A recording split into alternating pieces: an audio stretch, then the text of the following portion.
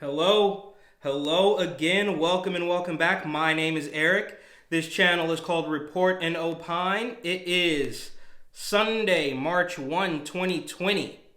And there's obviously loads going on this week.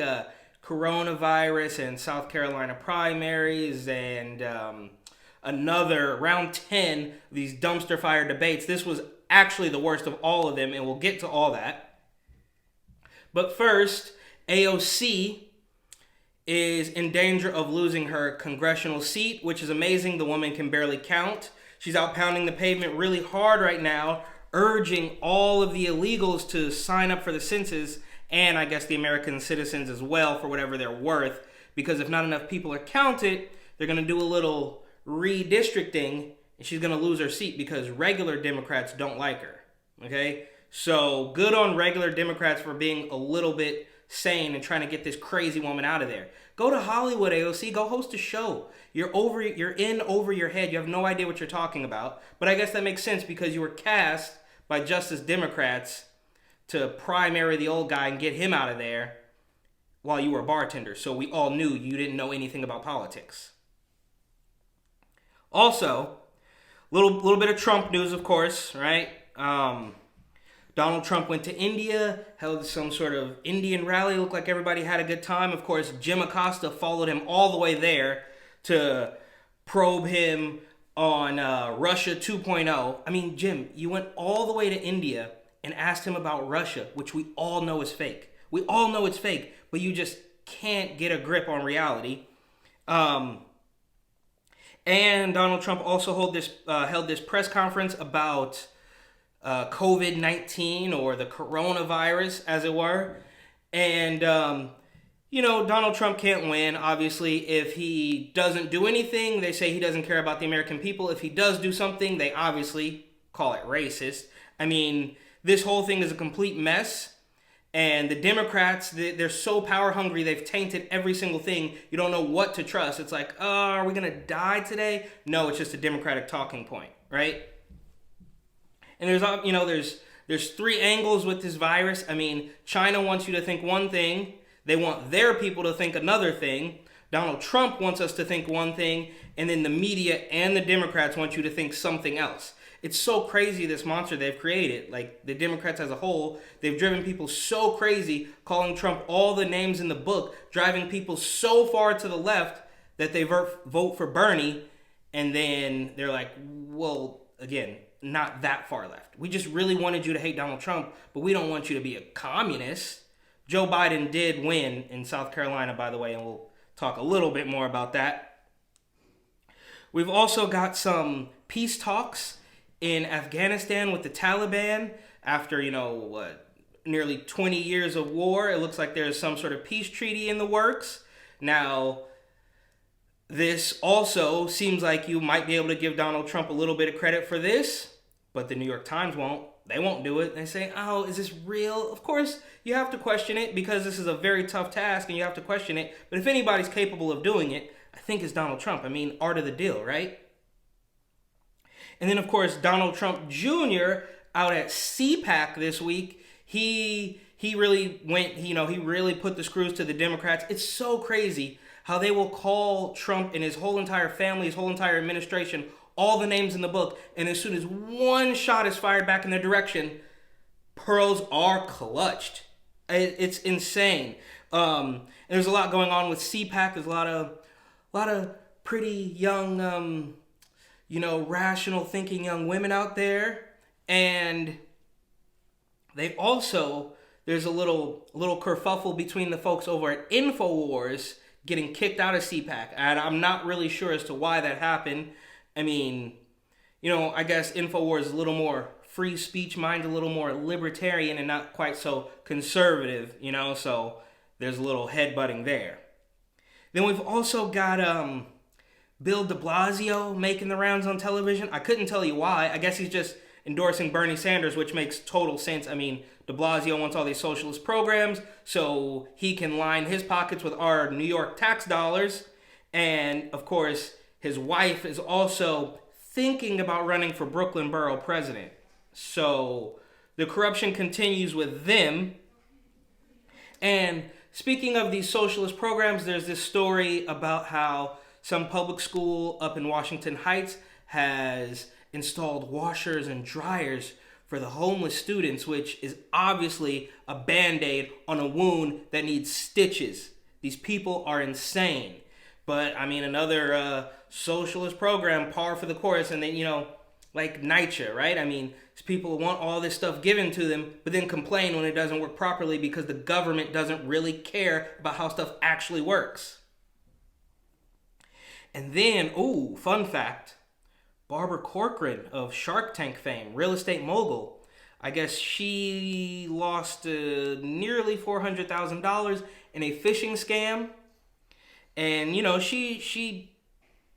she's not hurting, right? It was covered by TMZ. She tweeted about it, and apparently, it came from a Chinese IP address. So, shout out to the old Chinese hackers that did the Equifax thing a couple years ago that Bill Barr recently brought down. So this is real. Chinese people. I mean, I don't mean it like that, but they. This could be a threat. For a long time, they've been stealing intellectual property and trying to become the world's superpower. So I mean that in the least racist way possible, of course. Speaking of, New York socialist ideas, there's another weird bill or proposal that they're trying to make to cap the fee that a delivery app can charge a restaurant because the free market we can't have that. We have to decide what everybody can make. That's like when they try to stop the broker fees, right? It's like, why are you guys continually trying to put a cap on what somebody can charge while rents are through the roof? It doesn't make sense. It's so surface level. It's absolutely insane. Now we're going to take it back to California because there's another wacky proposal by a man named Scott Wiener, senator in California. He wants to pay the meth addicts to stay sober. He thinks that'll work. The local news channel out there, Cron 4, ran the story so misframed. I mean, it was just fake news through the roof. They're like, well, we know that positive reinforcement works. We're going to give the meth addicts gift cards. Like they're a bunch of kindergartners, which still doesn't work because you don't give a kindergartner a prize for just, coloring inside the lines. You give them a prize for actually getting an A. Maybe the kindergarten thing is a bad analogy, but say like a high schooler. You don't say, all right, I'm going to give you a prize if you don't get drunk every day. You say, no, I'm going to give you a prize if you get an A+. But that's not how things work in San Francisco, and I still think in some weird way, those politicians are heavily involved in the drug trade. They're going to give out gift cards. You think an Ulta Beauty gift card is going to keep a meth addict from go scoring some dope? These people live hit to hit. It's not like, you could give them one gift card, they'll sell it on the street corner, and then go buy another hit of meth, and then just worry about how they're going to get the next hit. This gift card is not going to keep people sober. You guys are insane. They're absolutely insane. It makes no sense. We've also got Taylor Swift has a new video. She's playing another victim card, pretending that she's not a millionaire 30-year-old. I mean, a literal multi-millionaire who's really kind of had it pretty easy. She's a talented young lady. Scooter Braun made her. Kanye West made her even more famous. And she just won't stop. She keeps playing the victim card. So this video is called The Man, and she's dressing up like a man, kind of reminiscent of Dee, and It's Always Sunny in Philadelphia, when she dresses up to try for the football team, and then she kicks one good field goal, and it's like, oh, it's actually a woman. Oh, surprise. Wow, groundbreaking stuff, Taylor. You're such a snake, awful little Democratic shill, continuing to push debunked theories about patriarchy and, the boogeyman and the wage gap. All the while, you're a literal multimillionaire who has never caught an L except for all the awful guys you dated. I mean, that list is so long, it's obvious that you're awful, Taylor. Maybe it's you. Maybe you need to look in the mirror. Then, big story. The South Carolina debate happened on, I guess, Wednesday or Tuesday, whatever it was, doesn't matter. It was awful. It was the worst one of them all. The 10th one, CBS had no control of it. They had zero control. It turned into a food fight, screaming match between all of them. And ironically, Bloomberg was running ads throughout the whole thing, so no conflict of interest there. I mean, Mike, you could have lay off the gas for a little bit. Just lay off the gas for a little bit. You need to buy delegates. You need to buy Congress people, which you did. And there was a Freudian slip in there where he mentioned that he bought Congress. And it's like, dude, you don't need to keep inundating us with ads. You know, if you're going to buy people off, you need to buy the inner circle, which I'm sure you've already done. At least enough to steal it from Bernie, which, again, is good. I can't believe I'm defending Mike Bloomberg, but Bernie Sanders is that awful. Bernie Sanders is so awful, I will defend Mike Bloomberg. And I cannot stand Mike Bloomberg. That's the awfulness we're dealing with here. Also, Elizabeth Warren went straight at Mike Bloomberg, basically pointing the finger at him and calling him pro-choice, which is hilarious because I thought you had to be pro-choice to be a Democrat. But so she's pro-life when Bloomberg's on the stage. It makes no sense. It's such circular, Hippocratic logic. It boggles my mind. And what boggles my mind more is that nobody will take a shot at Elizabeth Warren. Not the moderators, not the other candidates. Nobody will stand up to Lion Liz Warren. I mean, take your pick. You could go the Indian route. You could go her father was a janitor. That was a lie. Her own brother even called her out about it. You could talk about how she lied about her kids going to public school. You could talk about how she lied about getting fired for being pregnant. I mean, the list is really quite long, but they won't pick one thing and call her out on it. They just won't do it. Why? I don't know. It boggles the mind. I don't know what to say.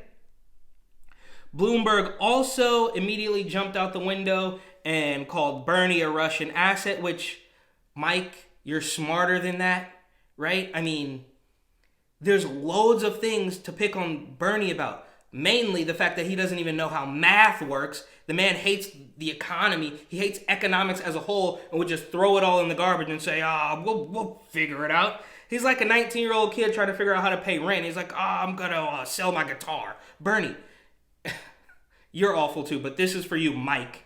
Don't call Bernie a Russian because there's a laundry list of things you could call him out for. But you just take the bait. You just do the Russia thing. It's insane. You people are all really... I mean, Bloomberg's not stupid. He's a literal gazillionaire, and we know he's a smart guy, but why do they all just bend the knee to this weirdo Russian propaganda? Tom Steyer, also in the debate, said that he's been running ads for years. He was literally running ads on Inauguration Day back in 2017. But he said one of the stupidest things. I haven't seen too many people calling him out on this, but he said one of the stupidest things of the whole debate. He says, Russia was the reason that Donald Trump was impeached. No, Tom, no. That all fell through. Where were you at? None of that happened. They pulled on a Ukrainian string to get Trump impeached, and that didn't work either. So what are you talking about, Tom? These people are so awful. It's insane. And like I said, this was easily the worst debate. The good folks over at CBS had zero control of it. It was like a 5-year-old girl trying to walk 10 dogs, and they're all just going, she can't get control. It's insane. Amy Klobuchar was also out there, still the most sane of them all, I guess, but again, that's not really saying much. She's still shaking like a chihuahua, like she's just very nervous or too much medication, not enough medication. Very peculiar, hard to focus, but she rambles on and on and on. She talks over time, but never makes the point. They're like, thank you, Senator. Thank you, Miss Klobuchar. Thank you. And she just keeps going, but never actually makes a point. She's just trying to make a power play like, yeah, look at me. Like, I can keep talking. But, Amy, wrap it up. We think you're going to bring it to the end and be like, boom, and that's my point. And nothing. It just trails off, almost Joe Biden style. Joe Biden's out there like, oh, my time is up. Wait, why am I stopping? Everybody else didn't stop. I forgot what I was saying. What's for dinner? What's happening? It's a mess. It doesn't matter who you put up against Trump. I mean, they would have to literally, that's actually pretty dark. They would have to do some really, really serious cheating. We're talking about beyond Democratic Party cheating. They would have to eliminate half the population in order to beat Donald Trump at this point. And I said a long time ago, every single time they open their mouth, they give another vote to Donald Trump. You guys got to quit these debates and just go back to the Democratic dungeon and come up with a plan. You're just screaming over each other. Then, of course, the South Carolina primary happened. Joe Biden won. He's still alive. His firewall out in South Carolina of all black people, because he has Barack, my good friend Barack. He's black, and this is South Carolina. So come on, guys. If I don't win here, my chances are over. Joe, obviously your dentures are loose. The whole blood in the eye thing, corn pop.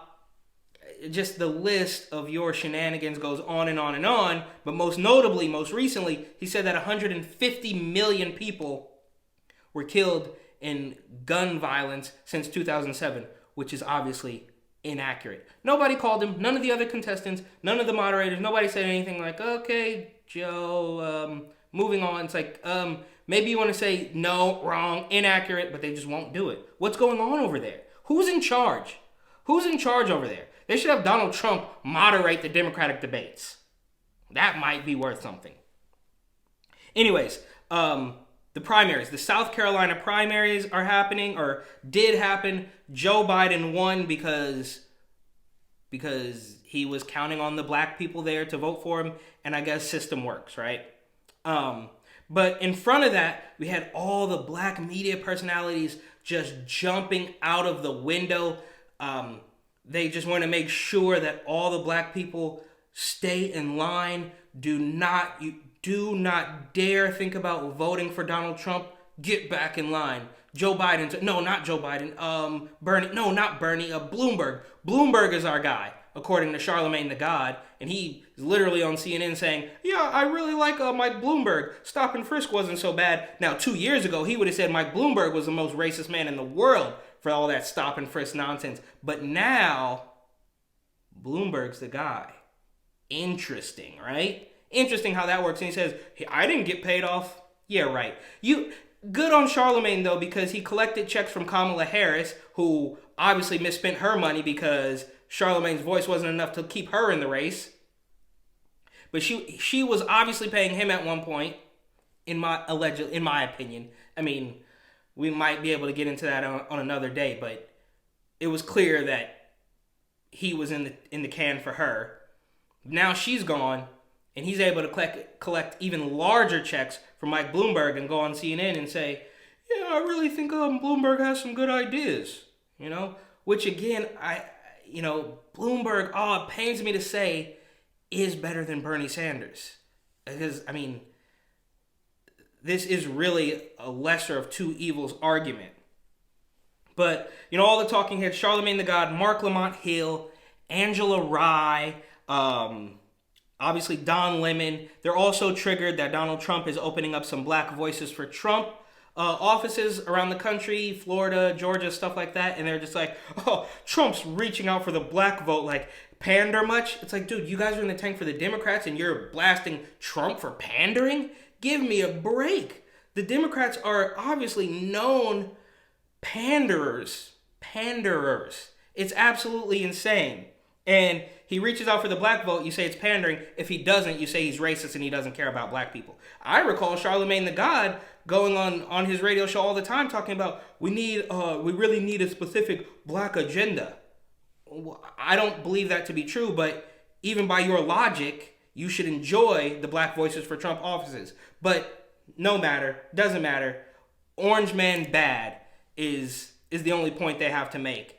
And they just ridicule any black person that even tepidly says, oh, well, I don't think he's that bad. You should be ashamed of yourself, which is absolutely insane. But that's it. That's all I got. Hope you enjoyed it. Check back every Wednesday night, every Sunday night, and have a wonderful morning, afternoon, or evening.